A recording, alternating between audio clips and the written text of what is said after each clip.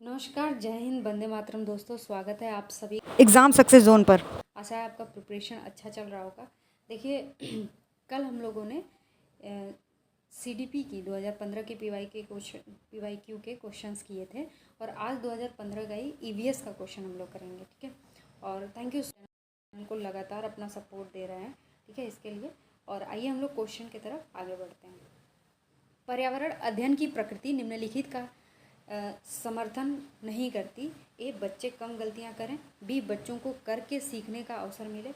सी, बच्चे बहुत से प्रश्न पूछें। डी, बच्चों को खोज करने के लिए पर्याप्त स्थान मिले। इसका सही उत्तर हो जाएगा ऑप्शन ए, बच्चे कम गलतियां करें। ठीक है, देखिए पर्यावरण अध्ययन बच्चों को करके सीखने और खोजने की आज़ादी देता है, न कि गलतियां न करने का दबाव। ठीक है ना।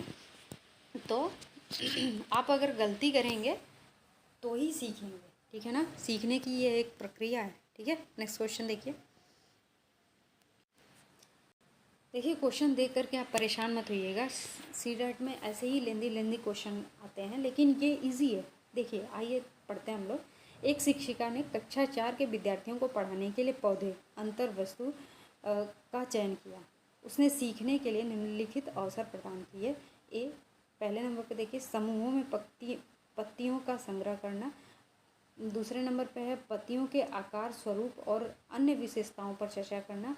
फिर तीसरे नंबर पे अपना वनस्पति संग्रहालय बनाना। इस प्रकार की गतिविधियां हेतु शिक्षिका को किस बात के लिए सबसे अधिक प्रोत्साहन नहीं देना चाहिए। ए, जितनी अधिक पत्तियों के बारे में संभव हो उतना उनके नाम याद करने में बच्चों की पहल। बी, बच्चों के द्वारा कार्य का विस्तार। सी, बच्चों का निरंतर गतिविधियों में लगे रहना। डी, बच्चों की परस्पर क्रिया, अवलोकन और सहयोग। तो किस चीज़ पे बल नहीं देना चाहिए, ये है। ठीक है, इसका सही उत्तर हो जाएगा कि जितनी अधिक पत्तियों के बारे में संभव हो उतना उनके नाम याद करने में बच्चों की पहल। ठीक है, इस चीज़ पे नहीं देना चाहिए, क्योंकि प्राथमिक स्तर पर केवल नाम याद करने या रटने को बढ़ावा देना सबसे कम महत्वपूर्ण माना जाता है। नेक्स्ट क्वेश्चन देखिए। शिक्षार्थियों का अवलोकन करते समय पर्यावरण अध्ययन की शिक्षिका को निम्नलिखित में से क्या नहीं करना चाहिए। ए, बच्चों के पूर्व आकलन के साथ तुलना करना। बी, शिक्षार्थियों की सीखने की क्षमताओं को ध्यान में रखकर सूचना दर्ज करना। सी, बच्चों के कार्य के केवल कुछ पक्षों पर ध्यान केंद्रित करना। डी, बच्चों के कार्य से संबंधित गुणात्मक उल्लेख करना। देखिए इसका सही उत्तर हो जाएगा ऑप्शन सी। ठीक है, बच्चों के कार्य के केवल कुछ पक्षों पर ध्यान केंद्रित करना। ठीक है, आकलन हमेशा व्यापक होना चाहिए। शिक्षिका को केवल कुछ ही पक्षों पर ध्यान केंद्रित नहीं करना चाहिए। ठीक है ना। नेक्स्ट क्वेश्चन देखिए।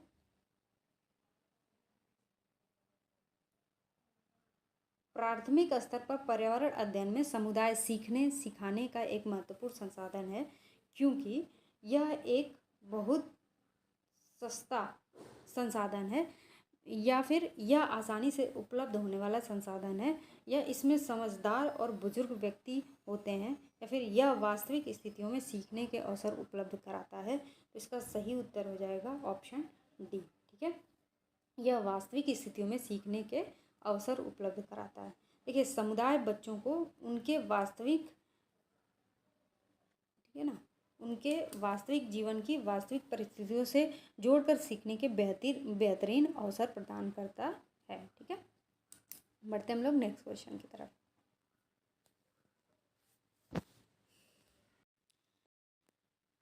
देखिए अब इसमें एक आध क्वेश्चन मैथमेटिकल डाल देता है, लेकिन इसमें दूरी, चाल और वेग के अलावा कुछ पूछता नहीं है। ठीक है, तो देखिए कोई व्यक्ति 30 अगस्त 2015 को किसी एक्सप्रेस ट्रेन में अहमदाबाद से त्रिवेंद्र जाने के लिए बैठता है। ठीक है, कहाँ से?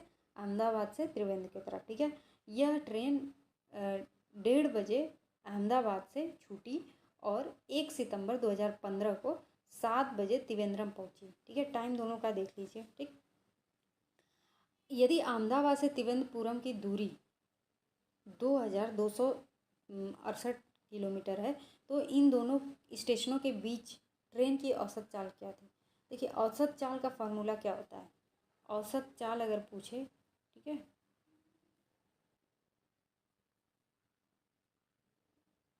औसत चाल बराबर क्या होता है? कुल दूर चली गई दूरी, ठीक है ना, कुल दूरी, ठीक है, और बटे में क्या हो जाएगा, कुल समय। ठीक, अब समय निकाल लीजिए और दूरी निकाल लीजिए और दोनों को डिवाइड कर दीजिए तो आपको क्या मिल जाएगा, औसत चाल। ठीक है, देखिए तो इसका सही उत्तर हो जाएगा ऑप्शन बी।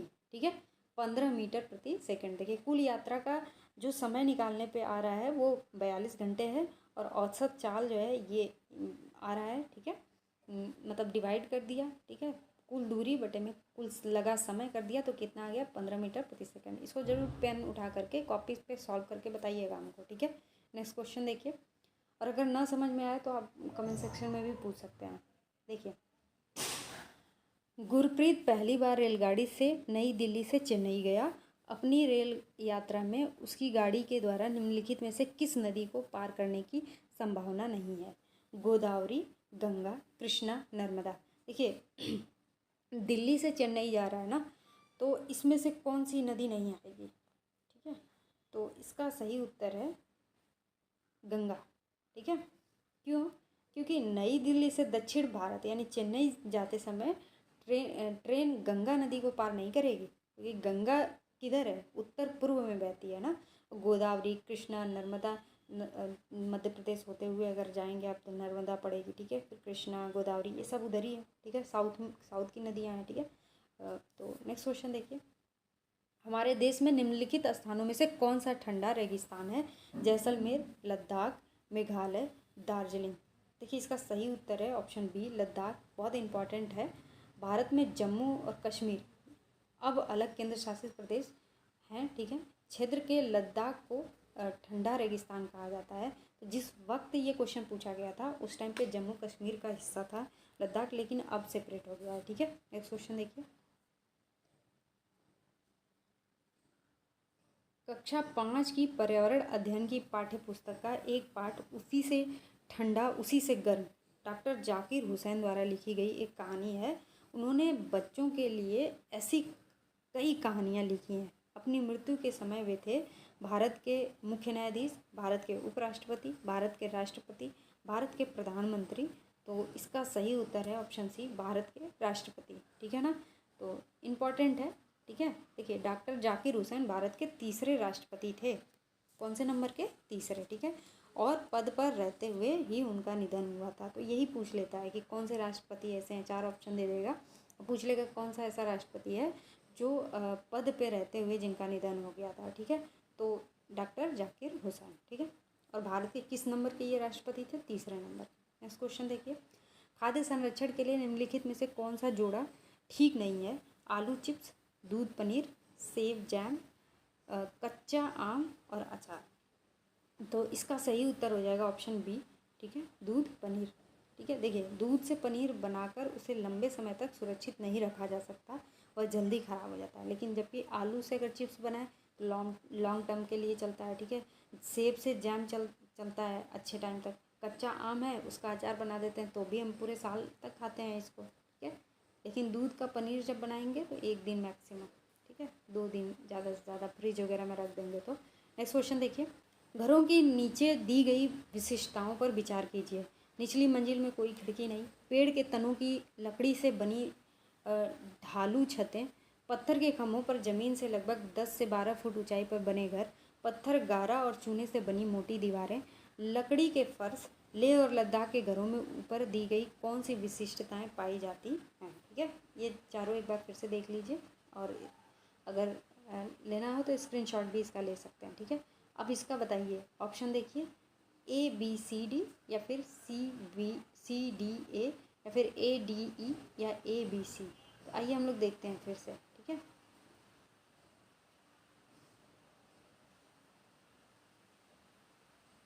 ठीक है देखिए तो इसका ऑप्शन जो है सही हो जाएगा वो है सी नंबर। ठीक है, सी नंबर सही हो जाएगा, ADE। ठीक है ना, लकड़ी के फर्श होने चाहिए। ठीक है, पत्थर, गारा और चूने से बनी मोटी दीवारें, ये भी ठीक है। लेकिन पत्थर के जो खम्भों पर ज़मीन से लगभग 10 से 12 फुट ऊंचाई पर बने होने चाहिए। ये असम वगैरह वाले एरिया में ये सब चीज़ होता है, ठीक है ना, मेघालय वगैरह में एक ही ऊंचाई पे होता है क्योंकि बारिश वहाँ ज़्यादा होती है, ठीक है। तो देखिए, लेह लद्दाख के घरों की निचली मंजिल में खिड़की नहीं होती, दीवारें मोटी और फर्श किस चीज़ का होता है, लकड़ी के होते हैं। नेक्स्ट क्वेश्चन देखिए, निम्नलिखित का अध्ययन कीजिए। कौवा पेड़ की ऊंची डाल पर अपना घोंसला बनाता है। इस घोंसले को बनाने में कई प्रकार की चीज़ें, यहाँ तक कि लकड़ी की शाखाएं और लोहे के तार भी होते हैं। एक चालाक पक्षी भी है जो अपना घोंसला नहीं बनाता और कौवे के घोंसले में अंडे दे देता है। बेचारा कौवा अपने अंडे के साथ इन अंडों को भी सेता है। यह पक्षी कौन सी है, ठीक है। अब देखिए, ये बहुत क्लेवर पक्षी है, ठीक है ना। ऑप्शन देखिए, कलचिड़ी, बसंत गौरी, कोयल, शकर खोरा, ठीक है ना। तो इसका सही उत्तर हो जाएगा कोयल। कोयल अपना घोंसला नहीं बनाती है, कौवा सबसे ऊपर बनाता है, पेड़ के सबसे ऊपरी डाली पे अपना घोंसला बनाता है, उसी में कोयल जाके अंडे दे देती है। कोयल और कौवे का अंडा सेम टाइप का होता है, ठीक है। तो कौवे को समझ में नहीं आता है और वो उसका पूरा मतलब सेता है, ठीक है। और उसके बाद उसका काम हो जाता है। देखिए, कोयल कभी अपना घोंसला नहीं बनाती, यह चालाकी से अपने अंडे कौवे के घोंसले में ही दे देती है। नेक्स्ट क्वेश्चन देखिए, निम्नलिखित में से कौन बीज नहीं है? गेहूँ, काली मिर्च, साबूदाना, सौंफ। आप खुद सोचिए, ठीक है, कि इसमें से बीज क्या नहीं हो सकता है। गेहूँ को आप खेत में छींट देते हैं, ठीक है, तो गेहूँ निकलता ही है, काली मिर्च भी, सौंफ भी। लेकिन साबूदाना जो है ना, इससे कोई फ़र्क नहीं पड़ेगा। देखिए, साबूदाना साइकस नामक पौधे के तने के माड़ यानी गूंदे से बनाया जाता है, इसलिए यह बीज नहीं है, ठीक है ना। इससे कौन सा पौधा है? साइकस, ठीक है, साइकस, ठीक है। नेक्स्ट क्वेश्चन देखिए, रेहान अपने परिवार के साथ केरल जाती है। रेहाना अपने परिवार के साथ केरल जाती है, वहाँ उसे ऊंचे वृक्ष दिखाई पड़ते हैं जो उसके गृह नगर शिमला के ऊंचे वृक्षों से भिन्न है। उसने केरल में कौन सा वृक्ष देखे होंगे? नारियल, सेब, लीची, चीड़। देखिए, तो केरल साइड में सबसे ज़्यादा क्या होता है कि नारियल का, ठीक है। तो केरल एक तटीय और गर्म जलवायु वाला क्षेत्र है जहाँ अत्यधिक ऊंचे नारियल के पेड़ पाए जाते हैं, ठीक है। नेक्स्ट क्वेश्चन देखिए, बच्चों के द्वारा सब्जी बाजार में इकट्ठी की गई निम्नलिखित सामग्री में से उन्हें पहचानिए जिनके भीतर बीज होते हैं। आलू, टमाटर, नाशपाती, चीकू, भिंडी, करेला, प्याज, खीरा। देखिए, इसका सही उत्तर हो जाए, ठीक है। अब ऑप्शन देख लीजिए, टमाटर, नाशपाती और चीकू। टमाटर, नाशपाती, चीकू, भिंडी, खीरा। टमाटर, नाशपाती, चीकू, भिंडी, करेला, खीरा, या फिर नाशपाती और चीकू, ठीक है। बीज किसे किसे के अंदर होता है, यही चीज़ पहचानना है ना। तो इन सभी में होता है, टमाटर, नाशपाती, चीकू, भिंडी, करेला, खीरा, सभी में बीज होता है, ठीक है। तो ये सारे वनस्पतियों में बीज मौजूद होता है। नेक्स्ट क्वेश्चन देखिए, नीता आंध्र प्रदेश जाती है और 2 साड़ियाँ खरीदती है जो खास तौर पर वहीं बनाई जाती है। वे क्या हो सकती कहलाती हैं? पोचमपल्ली और कलमकारी, पोचमपल्ली और कांजीवरम, कलमकारी और चंदेरी, या फिर कलमकारी और कंथा।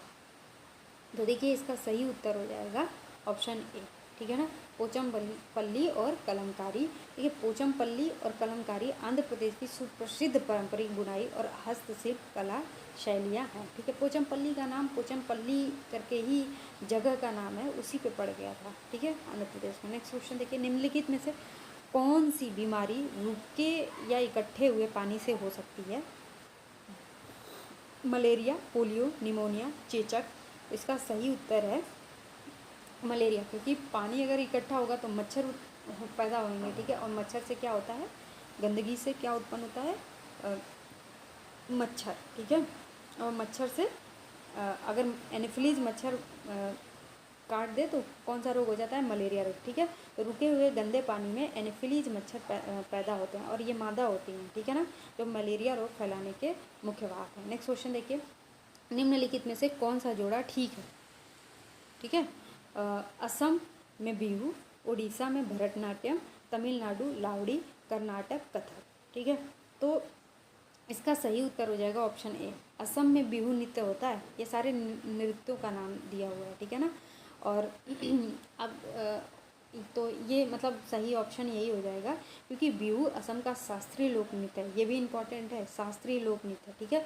भरतनाट्यम कहाँ का है? तमिलनाडु का। कहाँ का है? भरतनाट्यम तमिलनाडु का है, ठीक है। कथक कहाँ का है? अपने प्यारे उत्तर प्रदेश, ठीक है। देखिए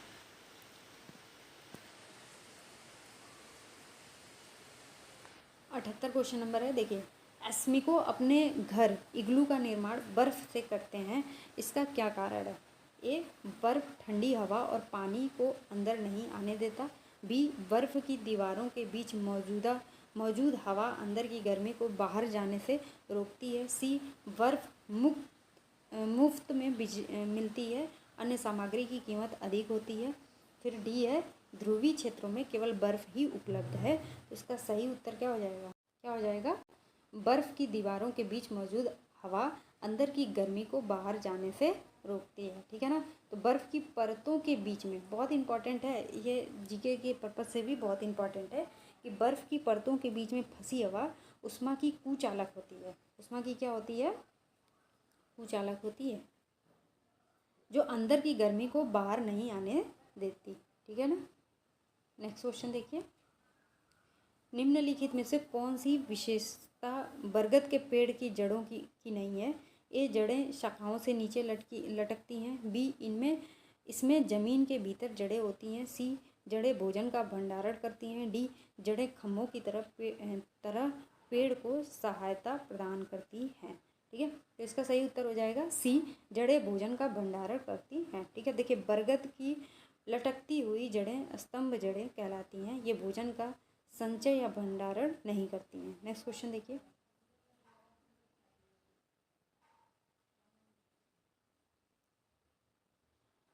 एक नवनियुक्त पर्यावरण अध्ययन के शिक्षक के रूप में पढ़ाने से पहले आपकी सबसे पहली प्राथमिकता होगी। ए, कक्षा में धीमी गति से सीखने वाले शिक्षार्थियों की पहचान करना। बी, शिक्षार्थियों के लिए पाठानुसार विस्तृत नोट्स तैयार करना। सी, शिक्षार्थियों का सामाजिक सांस्कृतिक प्रोफाइल विवरण तैयार करना।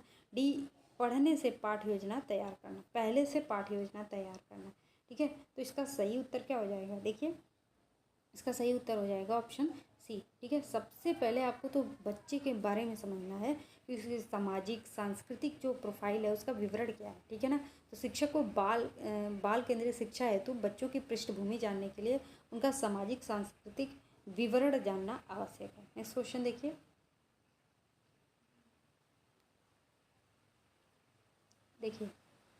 तो ये क्वेश्चन नंबर है 81, ठीक है। देखिए, कविताएं और कहानियाँ पर्यावरण अध्ययन की अंतर वस्तु को पढ़ाने में प्रभावशाली हैं। ऐसा इसलिए है क्योंकि कविताएं और कहानियाँ ए, बच्चों के परिवेश का समृद्ध चित्रण कर सकती हैं। बी, संदर्भित अधिगम परिवेश प्रदान कर सकती हैं। सी, विभिन्न अमूर्त अवधारणाओं की प्रभावशाली तरीके से व्याख्या कर सकती हैं। डी, सृजनात्मकता एवं सौंदर्य बोध का पोषण कर सकती हैं। तो इसका सही उत्तर क्या हो जाएगा? इसको देख लीजिए एक बार, 81, ठीक है। 81 नंबर को एक बार ध्यान से देख लीजिए। तो इसका सही उत्तर ऑप्शन देख लीजिए एक बार, ठीक है। देखिए, ए, बी, डी या केवल सी या केवल बी या फिर ए और बी। तो सही उत्तर क्या हो जाएगा इसका? ए, बी, डी ना। देखिए, बच्चों के परिवेश का समृद्ध चित्रण कर सकती है, ठीक है। बच्चों के परिवेश का समृद्ध चित्रण कर सकती है, फिर उसके बाद संदर्भित अधिगम परिवेश प्रदान कर सकती है और सृजनात्मकता एवं सौंदर्य बोध का पोषण कर सकती है, ठीक है ना। तो कहानियाँ परिवेश का सजीव चित्रण, संदर्भ और सृजनात्मकता देती हैं, परंतु अमूर्त अवधारणाओं की व्याख्या नहीं करती। नेक्स्ट क्वेश्चन देखिए, कक्षा 5 की शिक्षिका के रूप में आप ईंधन के संरक्षण प्रकरण को पढ़ाने के लिए निम्नलिखित में से किस संसाधन के उपयोग को सर्वश्रेष्ठ पाते हैं? ए, संदर्भ पुस्तकें, बी, पोस्टर, सी, समाचार पत्र, डी, पाठ्य पुस्तक। तो इसका सही उत्तर क्या हो जाएगा?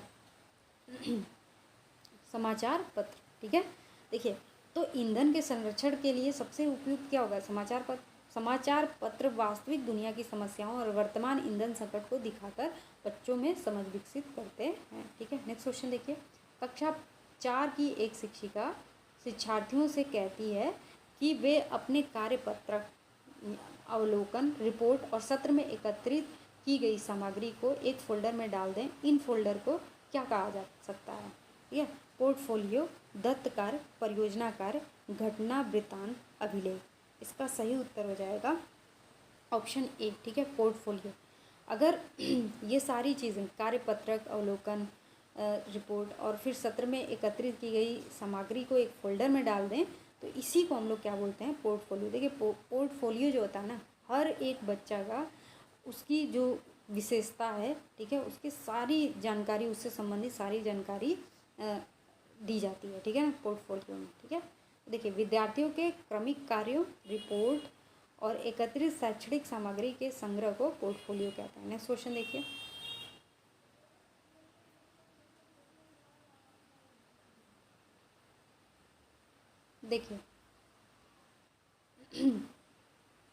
देखिए एनसीईआरटी की पर्यावरण अध्ययन की कक्षा 5 की पाठ्य पुस्तक में सुनीता अंतरिक्ष में शीर्षक पाठ अंतरिक्ष यात्री सुनीता विलियम के अनुभवों का वर्णन करता है।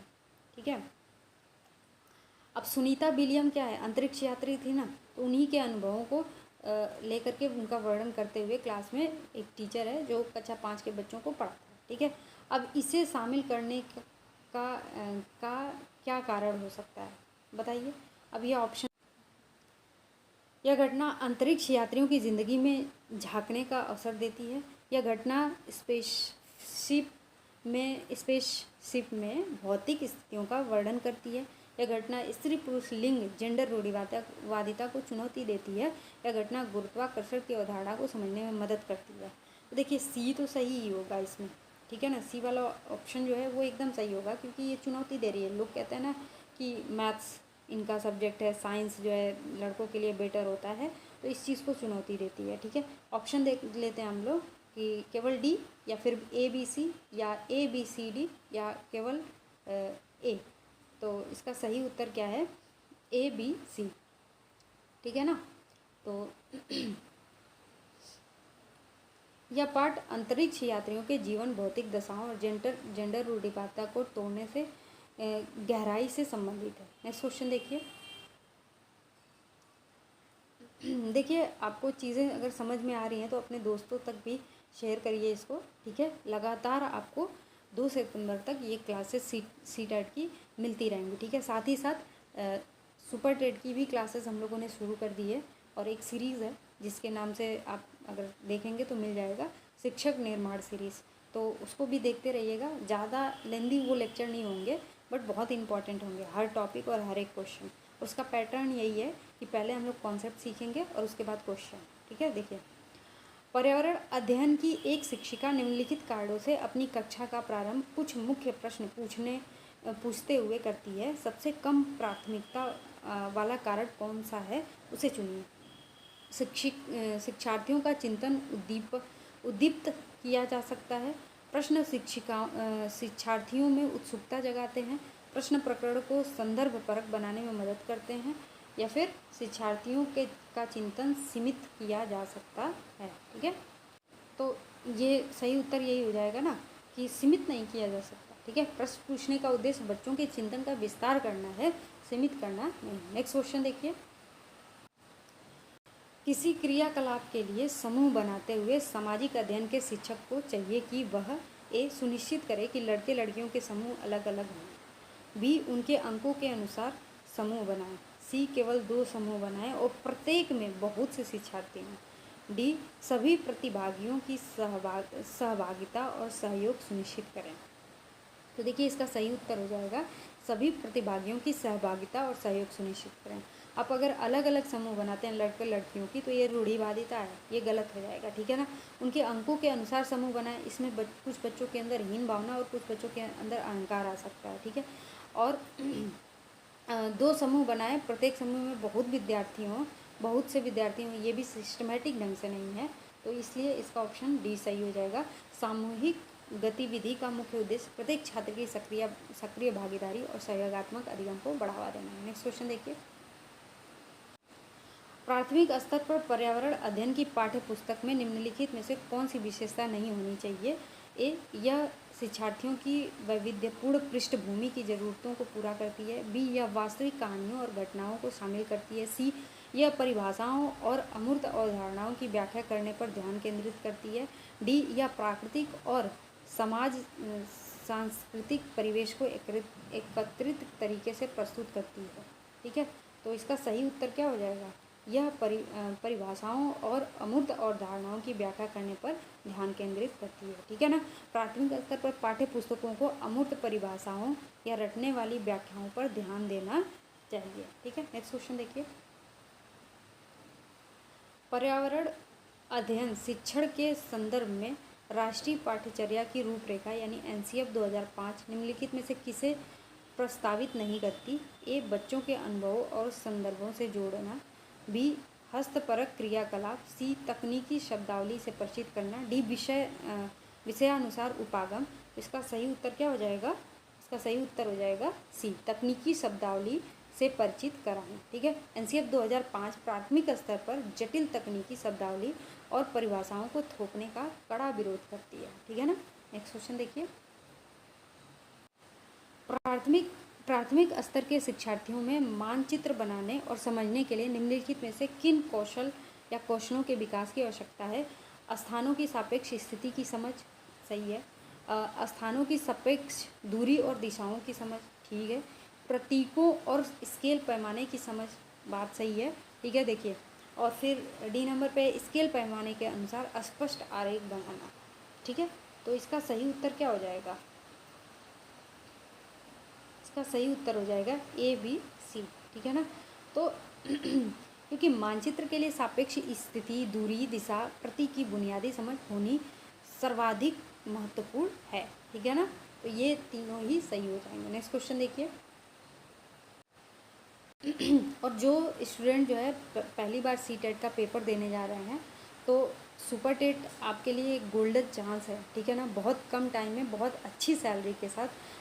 इस टाइम पे बेरोज़गारी इतनी ज़्यादा है कि आप अगर सबसे पहले आप किसी भी चीज़ का प्रिपरेशन कर रहे हो, UPSC या फिर PCS या फिर RO ARO, किसी भी चीज़ का आप प्रिपरेशन, आपके बड़े बड़े ख्वाब होंगे, लेकिन सबसे पहली समझदारी इसमें यही है कि आप कोई एक जॉब ले लें। ठीक है ना, तो उसके लिए हम लोगों ने शिक्षक निर्माण सीरीज़ चलाई है।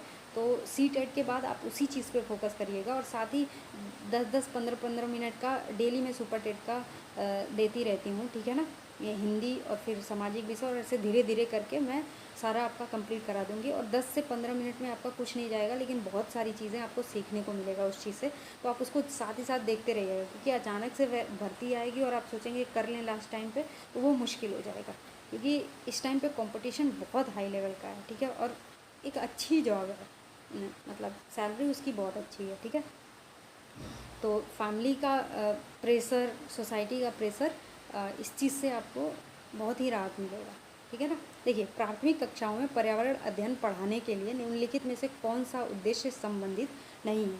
ए, विज्ञान के आधारभूत प्रत्ययों और सिद्धांतों को रटकर याद कर लेना। बी, पर्यावरण को खोजने के अवसर प्रदान करना। सी, अवलोकन, मापन, भविष्य कथन और वर्गीकरण जैसे कौशलों का विकास करना। डी, भौतिक और समाज सांस्कृतिक परिवेश के प्रति संवेदनशीलता विकसित करना। इसका सही उत्तर क्या हो जाएगा? विज्ञान के आधारभूत प्रत्ययों और सिद्धांतों को रटकर याद कर लेना। ठीक है ना, ये इसका सही उत्तर हो जाएगा। तो देखिए, आधुनिक शिक्षा प्रणाली में रटकर याद करने यानी रोट लर्निंग को पूर्णतः हतोत्साहित किया गया है। इसके एकदम मतलब अगेंस्ट है सारे साइकोलॉजिस्ट। ठीक है, तो रटकर याद करने के कॉन्सेप्ट को एकदम काट दीजिएगा, ये नेगेटिव चीज़ है। ठीक है ना, तो ये रहे आज के 30 प्रश्न। ठीक है, और शिक्षक निर्माण सीरीज़ को भी ज़रूर आप देखते रहिएगा। और थैंक यू सो मच, आप इतना प्यार दे रहे हैं। ठीक है, और वीडियो अच्छा लगे तो हमारा चैनल सब्सक्राइब कर लीजिएगा। ठीक है, मिलते हैं हम लोग नेक्स्ट क्लास में।